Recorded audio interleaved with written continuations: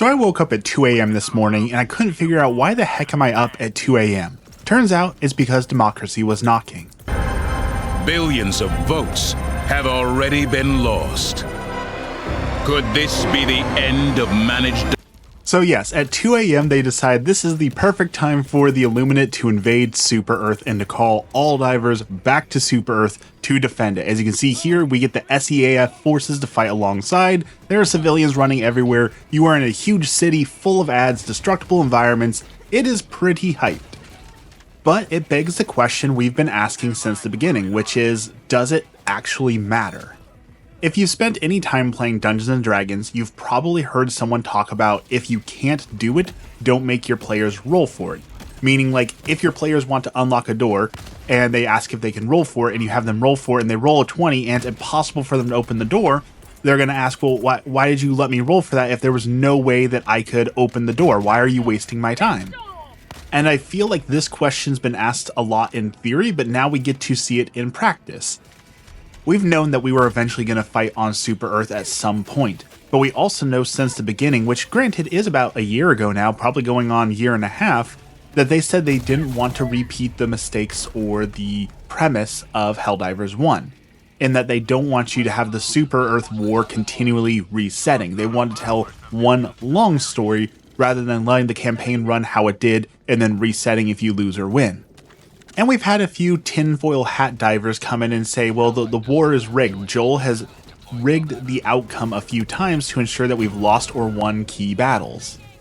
And the question is, will they do that for this one? Like, if they want to tell a long story and we lose Super Earth, well then that's it, game over, right? We've lost the war, it needs to reset because all hope is lost.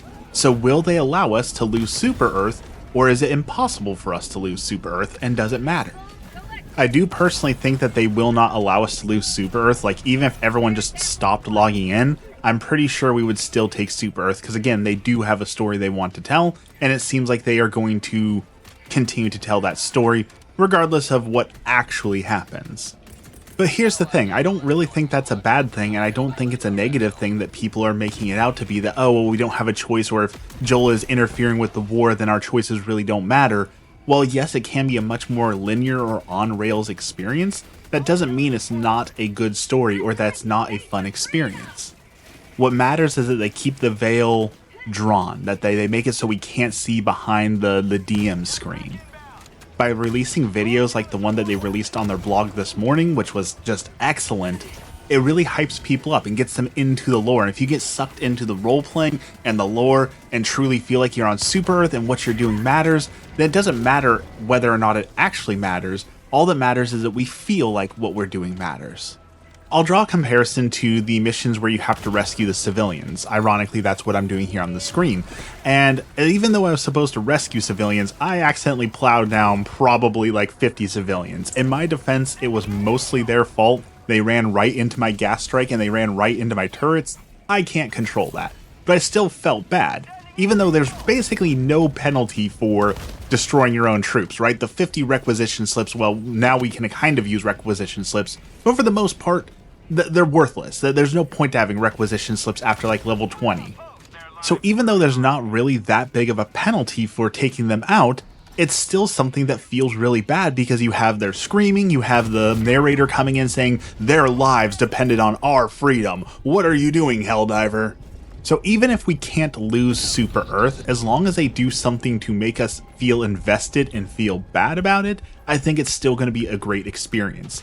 Like, say for whatever reason we actually lose this mission we're on now, and they release another video of propaganda from Super Earth saying this is our last defense, you failed the last mission, this is the last one, if you fail this one, Super Earth is doomed. Something like that to really draw the players into it, I think it's going to be a wonderful time. And they did such a good job making Super Earth feel like you're being invaded, right? You have all these huge skyscrapers around you. You see civilians running left and right, screaming for help. They're just completely scattered. You see all the ads. At some point I stopped and looked and there was like a gum ad. My favorite one is Make Love for War. One of the most interesting things I think we're going to get to see out of this war is whether or not we'll recall the bug divers. There was a lot of discourse when the game first came out about people who are only diving on the bug fronts because that's what they found fun. That's the only thing they're doing. They weren't interested in doing the MO or interested in doing the story or any of the bots. They just wanted to dive on the bugs. And this morning when I logged on, there was about 60,000, 65,000 people on Super Earth, and you could see a couple thousand people still diving on the bugs. Now granted, it's possible they were just logged off there because it's 2 a.m., so I understand not everyone's up, but it'll be interesting to see if there's still people who are like, I'm not interested in the story, I don't want to participate, I want to go fight my bugs. I'm also really hyped for what comes next. A lot of people in the subreddits and such have been really theorizing that this is our Pearl Harbor moment, right? This is the moment where the war gets real. It's at home. Everyone sees that this isn't just propaganda. This isn't just the Ministry of Truth saying we need more soldiers to go do this. No, it is very real and it's very upfront. And usually that means the war production kicks into overtime at this moment. So what horrible weapons will Super Earth cook up next to ensure that we are never invaded again, that we don't lose 2 billion lives in an invasion like we already did? The last thing I really want to point out is how cool it is that we are finally on Super Earth. I know I've already talked about that, but like this is a culmination of a year and 2 months, a year and 3 months of storytelling. Like in terms of TV shows, like we hit the season finale and now we're going to be starting in season 2 here soon, right? It's so cool to see how all of our decisions have accumulated to here. Like if you were originally here fighting on the front lines of Malevolent Creek, you can see how we went from there, how we did like the TCS towers, how we created the gloom, how we created like the super bugs, how we forced the automatons to increase their weapons by increasing the war effort. Like watching everything escalate and the fact that it's been over a year of these little escalations that have built up to this moment really make it feel huge.